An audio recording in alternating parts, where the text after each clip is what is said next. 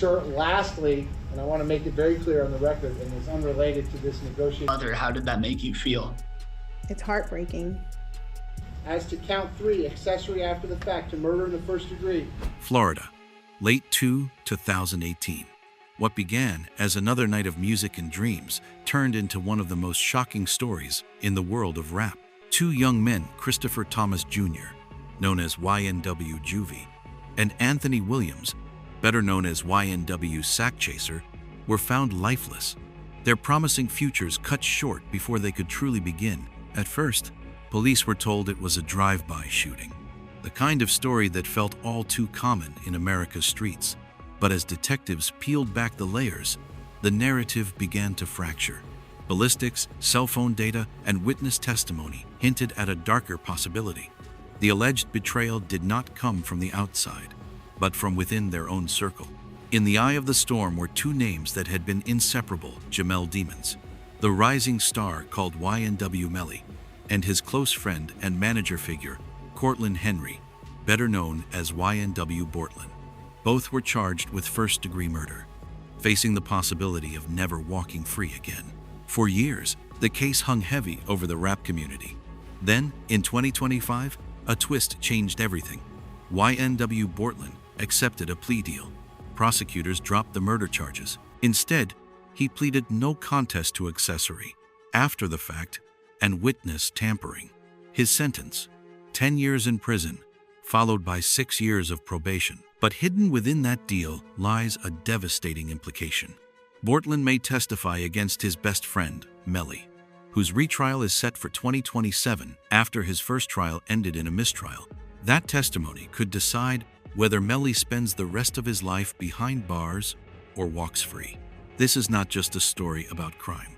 It is about friendship turned fragile, about loyalty and betrayal, about how the same dreams that bind people together can sometimes tear them apart. What truly happened that night? And how did a brotherhood built on music unravel into tragedy inside a courtroom? We are going to trace this story step by step, from the glow of fame to the weight of suspicion, from whispered promises of loyalty to the cold reality of justice. If you're drawn to stories where every verdict whispers a deeper truth, make sure to subscribe to our channel Echoes of the Court. To understand the weight of this case, you have to go back before the crime, before the headlines, before the word betrayal was ever spoken. At the center was a bond, a brotherhood that promised escape from poverty and pain. Jamel Demons, known to the world as YNW Melly, grew up in Gifford, Florida, a small town with big struggles. He was a gifted kid, balancing a turbulent childhood with a raw talent for music. Melly's voice was melodic yet haunted, often blending pain and vulnerability into his lyrics. By his teenage years, he had already captured attention on SoundCloud and social media, with songs that spoke about violence, heartbreak, and the fragile line between life and death. Beside him stood Cortlen Henry, or YNW Bortlen. He wasn't just a friend. He was Melly's right hand. If Melly was the voice, Bortlen was the organizer, the one who made sure the dream had structure. They weren't just making music, they were building a brand. YNW, short for Young N, a world, a movement they believed would carry them out of Gifford and into global fame. And they weren't alone. With them were Christopher Thomas Jr., YNW Juvy, and Anthony Williams, YNW Sakchaser. Both were more than just background figures. Juvy brought youthful energy, charisma, and a hunger to shine. Sakchaser had the street credibility and connections that gave the group edge and authenticity. Together, they formed a tight-knit circle. To the outside world, they looked like family. They laughed together, traveled together, and shared the vision of putting Gifford on the map through their music. But beneath the surface, tensions flickered. Money had started to flow. Promises of record deals and tours were on the horizon. With fame came pressure: who would control the spotlight, who would get paid, who was really loyal, and who wasn't. Friends became competitors, and whispers of jealousy began to crack the foundation. Melly, despite his charisma, had a reputation for volatility. He could be magnetic, but also unpredictable. His lyrics often blurred the line between art and confession, and those closest to him sometimes wondered, Was he speaking in metaphor, or was he hinting at something darker? By late 2018, the YNW crew seemed on the brink of greatness. They had the sound, the image, and the momentum. But in the shadows of that success, unspoken resentment simmered, and soon, what was once a brotherhood of four would become a courtroom drama of two against the memory of the others. The tragedy wasn't just the loss of Juvy and Sakchaser, it was the destruction of a dream that had promised to lift them all. October 26, 2018. For the YNW crew, it started like so many nights before friends together, riding through South Florida, music in the air, the promise of success just ahead. They piled into a Jeep Compass, a vehicle that would soon become a symbol of shattered brotherhood. Inside were Melly, Bortlen, Juvy, and Sakchaser. 4 friends, 1 car, but only 2 would make it out alive. Sometime during the ride, something went terribly wrong. The official story, presented by Melly and Bortlen, was that a drive-by shooting had claimed the lives of Juvy and Sakchaser. They rushed the victims to Memorial Hospital in Miramar, telling staff that gunmen had opened fire on their car. It was a story that at first seemed believable, fitting a narrative that law enforcement in Florida had seen far too often. But detectives didn't stop there. When they examined the vehicle, details began to unravel the tale. The bullet trajectories didn't line up with shots fired from outside. Instead, they suggested gunfire had come from inside the car. Surveillance footage placed Melly and Bortlen's movements in ways that raised more questions than answers. Cell phone data, tracking pings from towers, hinted that the route taken that night didn't match the one described. The theory investigators began to piece together was chilling. Melly, sitting in the back seat, may have opened fire on his own friends, while Bortlen allegedly staged the aftermath. To make the story of a drive-by believable, prosecutors claimed the 2 circled back later and shot into the car from outside, creating fake evidence of an ambush. By the time the news spread, the rap community was stunned. Fans struggled to accept that the young artist behind hits like Murder on My Mind could be accused of living out the very violence he rapped about. Was it just coincidence? Or had his art been prophecy? For the families of Juvy and Sakchaser, grief mixed with betrayal.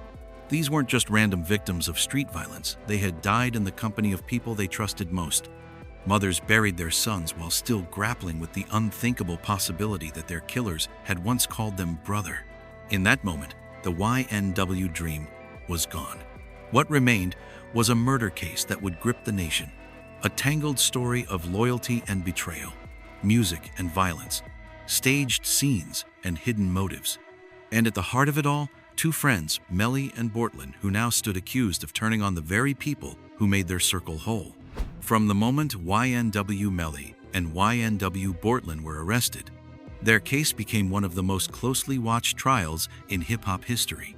Prosecutors painted a chilling picture. 2 men, bound by loyalty, orchestrating and executing a plan to eliminate their own. The defense countered with claims of weak evidence, flawed analysis, and an eagerness by the state to turn lyrics into confession. In 2019, both were formally charged with 2 counts of first-degree murder. For Melly, the stakes couldn't have been higher. The state of Florida initially announced it would pursue the death penalty. The music industry was stunned. A rising star who had just begun to climb the charts with his melodic, haunting style was now fighting for his life. The courtroom battles dragged on for years, filled with delays, legal motions, and heated arguments. In 2023, Melly finally went to trial. The prosecution leaned heavily on forensic evidence, the bullet trajectories, the phone records, the surveillance timelines. They claimed it all pointed to Melly pulling the trigger and Bortlen helping stage the scene. The defense insisted the state had no murder weapon, no eyewitness, and no clear motive strong enough to make sense of such a betrayal. For weeks, the jury listened to testimony that blurred the line between art and reality. Every time the song "Murder on My Mind" was mentioned, the courtroom buzzed with tension. Was it just music, or was it Melly's subconscious confession? Then, after deliberations, the jury came back deadlocked. A mistrial, no verdict, no closure. Melly remained in custody, awaiting a retrial scheduled for 2027. But while Melly's fate was left hanging, Bortlen's took a stunning turn. In 2025, after years of legal battles, he accepted a plea deal. Prosecutors dropped the murder charges entirely. Instead, he pled no contest to 2 lesser charges: accessory after the fact and witness tampering. The sentence: 10 years in prison, followed by 6 years of probation. The deal raised immediate speculation. Had Bortlen agreed to cooperate with the state? Would he testify against Melly in the retrial? If he did, his testimony could be the final blow that prosecutors needed to secure a conviction against Melly. For fans, the plea deal was both a relief and a betrayal. Relief, because one of the accused had avoided a life-ending sentence. Betrayal, because it meant the brotherhood was broken. A man once inseparable from Melly might now be the one to seal his fate. The YNW case had transformed from a story about 4 friends chasing stardom into a slow-motion implosion of loyalty, with the world watching. Behind the headlines and courtroom drama were the people left to grieve, the ones who never asked to be part of a national spectacle. For the families of YNW Juvy and YNW Sakchaser, the case was more than just a celebrity scandal. It was the daily pain of living without their sons. Juvy's mother, still haunted by memories of her child's laughter, spoke of the cruel irony. Her son died not in a random act of street violence, but in the presence of people he trusted most. For her, every development in the case reopens the wound. Each legal twist is not just a headline. It is another reminder that justice for her child remains unfinished. Sakchaser's family expressed similar heartbreak. Anthony Williams had been a young man with ambitions, not just in music but in building a better future for himself and those around him. His death left a void, and the suggestion that his own circle may have turned on him made that void even darker. To lose a son is devastating. To lose him under suspicion of betrayal feels unbearable. On the other side, the families of Melly and Bortlen carried their own burden. Their sons were no longer just aspiring artists, they were accused criminals, their names synonymous with betrayal and bloodshed. Mothers who once celebrated their children's rise to fame now sat silently in courtrooms, watching prosecutors describe them as monsters. They pleaded for understanding, insisting that their boys were more than the charges filed against them. The fallout spread beyond families. Within the rap community, the case became a litmus test. Some artists rallied around Melly, insisting he was innocent, a victim of a system quick to punish young black men. Others distanced themselves, unwilling to risk being tainted by association. Fans split into camps, those convinced of his guilt, and those unwilling to let go of their hero. And then there was the human cost within Melly and Bortlen themselves. Once inseparable friends, now divided by a courtroom and a plea deal, their brotherhood lay in ruins. If Bortlen takes the stand in 2027, the world will watch one man's testimony potentially condemn the other. The tragedy here isn't just the deaths of Juvy and Sakchaser, it's the collapse of an entire circle of trust.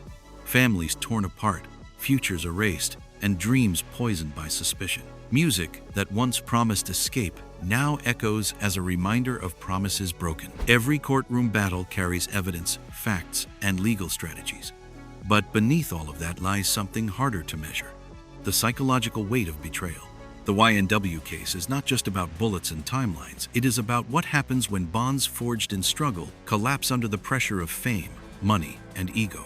For many, the image of Melly and Bortlen sitting beside Juvy and Sakchaser in the car is unbearable. It is the ultimate metaphor: 4 friends chasing a dream, only for 2 to never come back. That image forces us to ask, how does loyalty turn into suspicion? How do promises of brotherhood dissolve into silence and blood? Psychologists who study betrayal often describe it as one of the most destabilizing human experiences. When harm comes from a stranger, we feel anger. But when harm comes from someone we love, it corrodes our very sense of reality. For the families of the victims, the alleged betrayal by Melly and Bortlen creates not only grief but confusion, because the killers weren't supposed to be enemies, they were supposed to be brothers. And for Bortlen himself, the plea deal carries its own shadow. Accepting 10 years in prison, followed by 6 years of probation, means acknowledging a role in covering up what happened, even if he did not pull the trigger. But more than that, it means he may be forced to testify against Melly. What does it mean to stand in court and speak against the man who once called you family? Is it survival, or is it treachery? For Melly, awaiting retrial in 2027, The psychological pressure is crushing. Locked away, uncertain of his fate, he watches his best friend move from co-defendant to potential state witness. It is a reminder that isolation in prison is not only physical, it is emotional. The story of YNW is, in many ways, a parable of modern fame. Young men rise from poverty with dreams of using music to escape, but success brings money, attention, and envy. The same forces that elevate them can also destroy them. Betrayal is not just a theme here, it is the heartbeat of the entire case. And it forces us to look outward too. How often do we confuse loyalty with convenience? How fragile are the promises we make in the heat of ambition? In this case, those questions are not abstract, they are written in blood, prison sentences, and shattered dreams. The story of YNW is still unfinished, but the legacy of this case is already carved into hip-hop history. What began as the rise of 4 young men from Gifford, Florida, has become a cautionary tale about loyalty, ambition, and the devastating price of betrayal. For the families of YNW Juvy and YNW Sakchaser, justice remains elusive. They live with the daily reminder that their sons are gone. While the system moves slowly, retrials drag on, and the accused continue to make headlines. Every court date, every legal twist, keeps the wound raw. For them, legacy means demanding answers, no matter how long it takes. For YNW Melly, the future hangs on the edge of uncertainty. His retrial in 2027 could determine whether he ever walks free again. If prosecutors call YNW Bortlen to the stand, the words of his closest friend may decide his fate. If convicted, his career as one of rap's most promising young voices will be remembered not for what it could have been, but for how it ended. For YNW Bortlen, the plea deal writes its own complicated legacy. He avoided a potential life sentence but accepted 10 years in prison and 6 more on probation. The choice to take that deal suggests survival, but survival comes with questions. Will he testify? Will he forever be seen as the man who turned on his friend to save himself? His name is no longer tied to music, it is tied to compromise.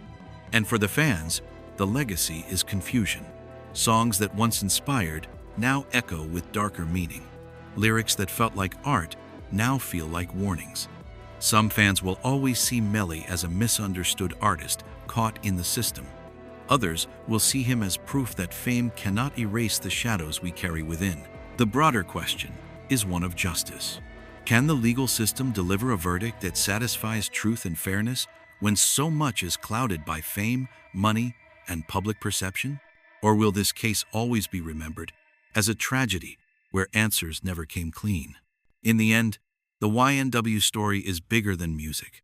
It is about what happens when trust collapses, when ambition outweighs loyalty, when dreams turn into evidence bags in a courtroom. The case leaves us with more questions than answers. What really happened that night?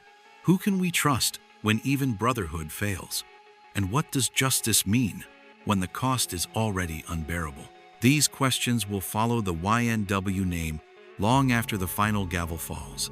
If you want to keep exploring the darkest trials, the psychological battles, and the search for truth inside the courtroom, make sure you're subscribed to Echoes of the Court, where every verdict whispers a deeper truth.